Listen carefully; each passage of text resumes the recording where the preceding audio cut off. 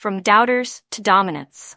StephenASmith was on fire when Molly questioned CaitlinClark's spot on the Olympic team.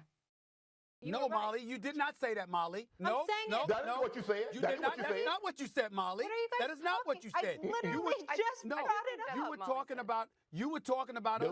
You were talking about folks making the point that, at the time that they had picked the Olympic team, CaitlinClark didn't necessarily deserve it based on her play on the court. When the point that Shannon and I was making at the time was that, wait a minute, in the end, there are people that have ended up on Team USA for reasons other than just their elite play at that particular moment in time. She was a marketing whiz. Right. And she was a everyone right, because she is a marketing whiz and she did it on the court. That's what I'm saying. We were saying, no, Molly. So you were ahead of the curve. You're not listening, Molly. You're not listening. I'm talking about your point, Molly. Your point. And I'm explaining it to you. At the end of the day, we were making the point, do you want to promote the league or not?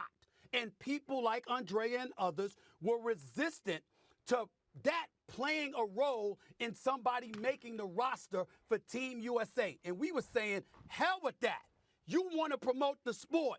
You put that girl up in there. And people were appalled at that notion. And boy, did Caitlin prove them wrong.